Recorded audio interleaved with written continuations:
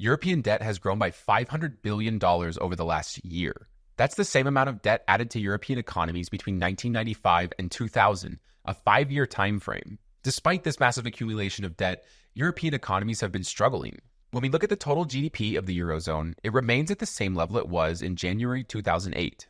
In other words, the Eurozone economy has effectively stagnated over the last 16 years while adding about $6 trillion in debt. We're going to look at the situation of Europe's economy and how traders should view their exposure to European markets, both short-term and long-term. Europe spends almost 30% of its GDP on social protection benefits. In 2021, it amounted to 4.2 trillion euros, equivalent to 28.7% of gross domestic product. Some countries like France actually spend over 30% of their GDP. Around 45% of these expenditures are allocated to old age. So when people retire, they gain access to retirement plans funded through taxes. Now, although retirement plans are a great thing for society, this system also has become a major drag for Europe's finances, because the system only works if there are enough working individuals to support these social security expenditures. Nations that have an aging population typically see the number of people actively working declining, while the number of people in need of social benefits rise. And today, that's exactly what we're seeing happen in Europe. Projections from Eurostat show the share of the population that is of working age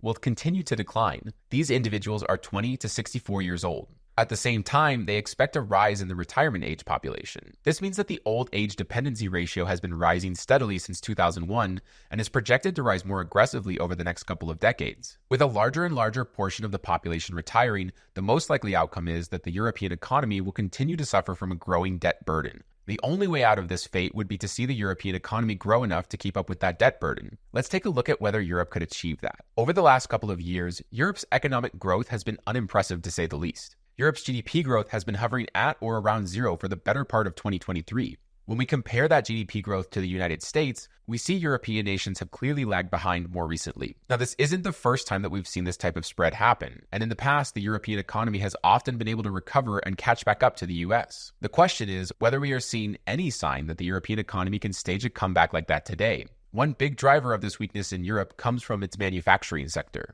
European manufacturing has been in free fall since the start of 2022. This is an indicator called the European Manufacturing PMI. That measures the level of activity in the manufacturing sector. It is currently hovering at the same levels as it was in 2020 during COVID, in 2011 during the European debt crisis, and in 2008 during the global financial crisis. It shows the manufacturing sector growing when it is above 50 and contracting when it is below 50.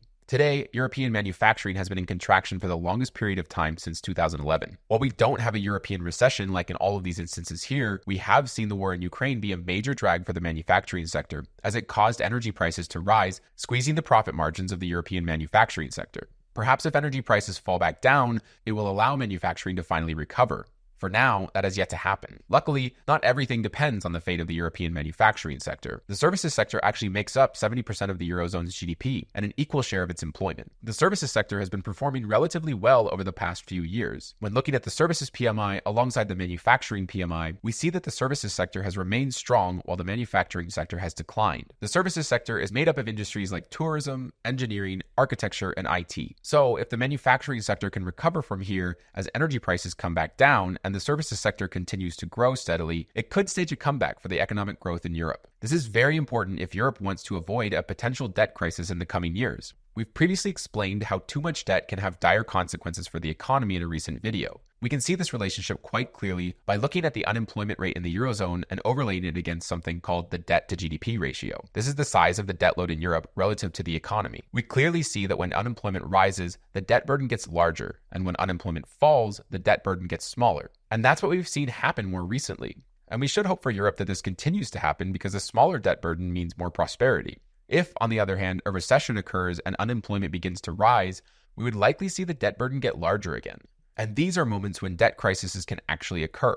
For example, in 2011, Greece and Spain witnessed quite severe financial trouble. The combination of an aging population and a recessionary environment could lead European debt to levels where more of these types of crises occur. The question is whether or not we have any signs that this could occur. This is the German yield curve. Yield curves are notorious recession indicators because when they invert, which means this line is going below zero and into negative territory like in these instances that you see here, a recession typically follows. That was the case in 2000 and 2008. An inverted yield curve means that the short-term interest rates have risen to become higher than long-term interest rates. This often happens after central banks, like the ECB in Europe, have raised interest rates to cool down the economy. And given that Germany is the largest European economy, it is the most relevant yield curve to watch. You can see today, the yield curve in Germany is flashing the exact same signal as it did in those instances. If the signal is proved correct this time around too, it could mean that Europe is not far from entering a recession, which would lead to rising levels of unemployment. When we add the unemployment rate in Europe, we see that the two closely follow one another. As the yield curve falls, or what is called a flattening, you see the unemployment rate falls. When the yield curve inverts, the unemployment rate is typically bottoming and begins to move higher as the yield curve steepens, or comes out of its inversion. It typically means that unemployment is going to rise. So today, the yield curve in Germany is giving a pretty clear picture regarding the Eurozone's economic outlook.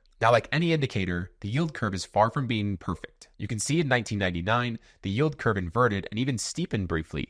This never triggered a recession in Europe. Unemployment continued to move down steadily. Only time will tell if the yield curve proves to be a good indicator this time around. The European stock market has been struggling recently on recessionary concerns, dropping by around 10% since its peak in June.